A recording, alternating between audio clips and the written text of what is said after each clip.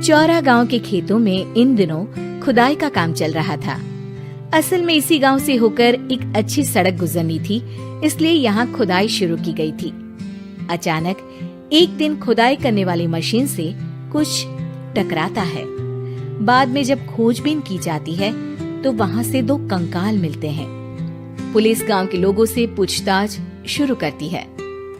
आप लोगों को क्या लगता है ये किसके कंकाल हो सकते हैं? अरे साहब, हमें क्या पता ये किसके कंकाल है, आप ही लोग पता लगाइए। हम लोग तो बहुत ज्यादा डरे हुए हैं।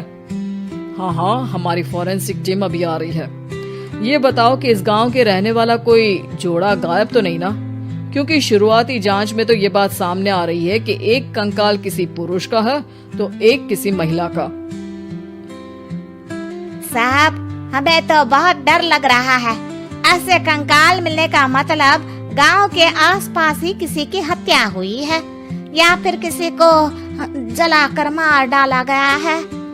हाँ साहब, हम अपने परिवार को लेकर बहुत ही ज्यादा परेशान हैं।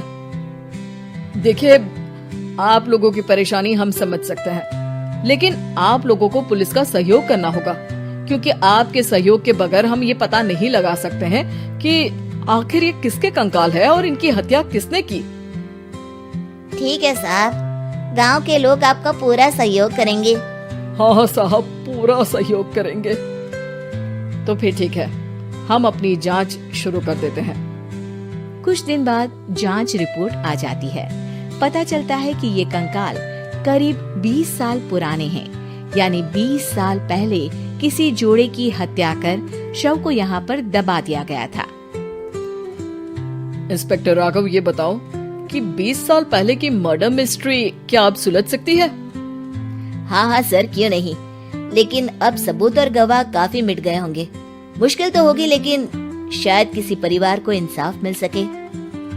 इंस्पेक्टर राघव, आप बिल्कुल सही कह रहे हैं। किसी परिवार को तो इंसाफ मिलेगा ही और किसी को उसके किए की सजा भी मिलेगी। जी सर, मैंने तो जांच शुरू भी कर दी है।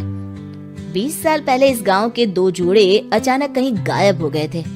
मैंने दोनों ही परिवारों के बाकी के सदस्यों से बातचीत शुरू की तो उन्होंने बताया कि उनके बच्चे शहर गए थे, लेकिन आज तक वापस नहीं लौटे हैं।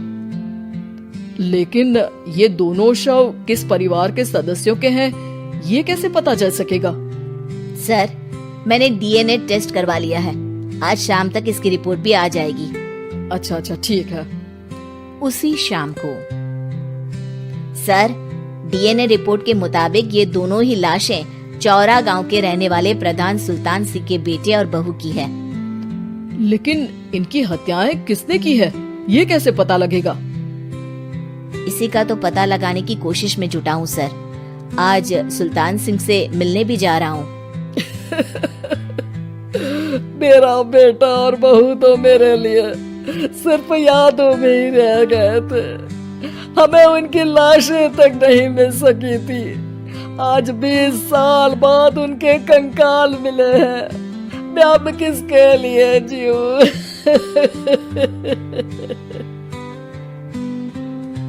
लेकिन सर, क्या आपकी किसी से कोई दुश्मनी थी? अपने बेटे बहू की हत्या के लिए आप किसे जिम्मेदार मान रहे हैं? अब मैं किसका नाम बोलूं?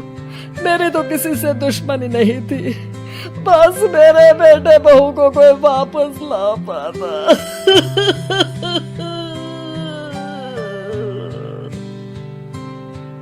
इसके बाद सुल्तान सिंह फूट फूट कर रोना शुरू कर देते हैं। सर, अब आप इनका अंतिम संस्कार करवा सकते हैं। कम से कम इनका शरीर ना सही, इनका कंकाल तो आपको मिला है। लेकिन हाँ, अगर आपको कुछ भी याद आए तो जरूर बताइएगा।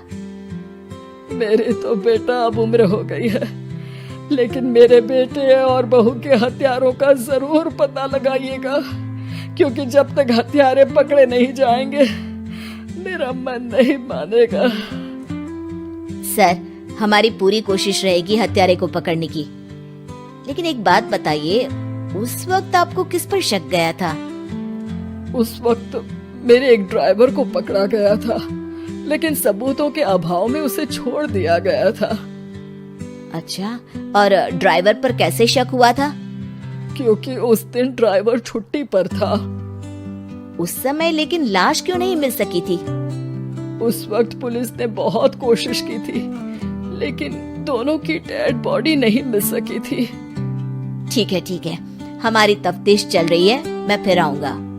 इसके बाद इंस्पेक्टर वहां से चला जाता है और सुल्तान सिंह अपने बेटे और बहू की याद में खो जाते हैं। कुछ दिन बाद सुल्तान सर, एक बात बताइए, जब आपके बेटे बहू की हत्या हुई थी, उसी के आसपास आपके ही गांव का रहने वाला एक और जोड़ा उसी वक्त गायब हो गया था ना?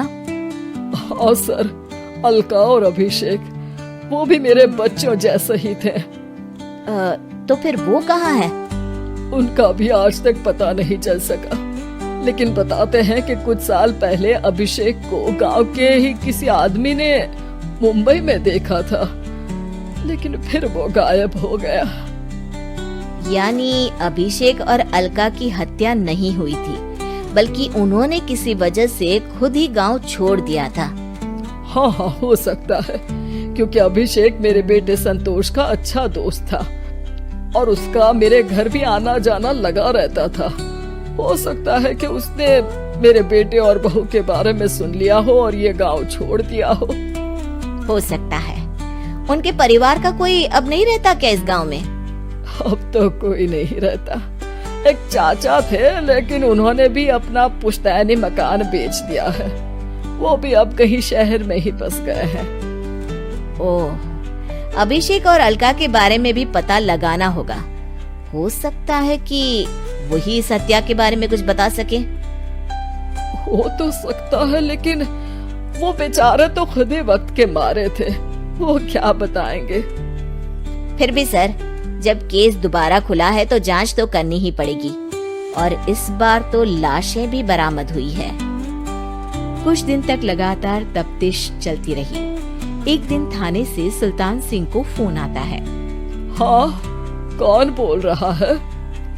सर, मैं कांस्टेबल तुलाराम बोल रहा हूँ थाने से। आपको थाने आना पड़ेगा। थाने?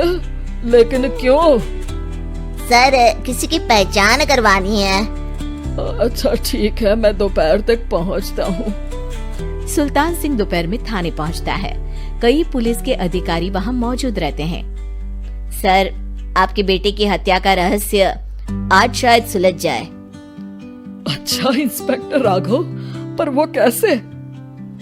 सर, उस आदमी को देखिए, क्या वही अभिषेक है? सुल्तान सिंह की आंखों में हैरानी से आंसू आ जाते हैं। हाँ सर, यही अभिषेक है। ये आपको कहाँ से मिला? सिर्फ अभिषेक ही नहीं, बल्कि इसकी पत्नी अलका भी इसके साथ है। मैडम, जरा अभिषेक की पत्नी को लाइए। जैसे ही अलका को पेश किया जाता है, सुल्तान सिंह जमीन पर गिर जाते हैं। सुल्तान सर, क्या हुआ आपको? आप अलका को देखकर गिर क्यों गए? सुल्तान सिंह सर पकड़कर बैठ जाते हैं। ये अलका नहीं, बल्कि ये तो मेरी बहू रितु है। पूरा थाना एक दूसरे का मुंह देखने लगता है। क्या? इसके बाद हर किसी को दो कंकाल और हत्या का रहस्य समझ में आ गया। अभिषेक और रितु ने मिलकर संतोष और अलका की हत्या की थी और लाश को जमीन के नीचे दबा दिया था। आज 20 साल बाद इस हत्या का रहस्य खुल सका था कि अवैध प्रेम संबंध में दो मासूमों की जान गई थी।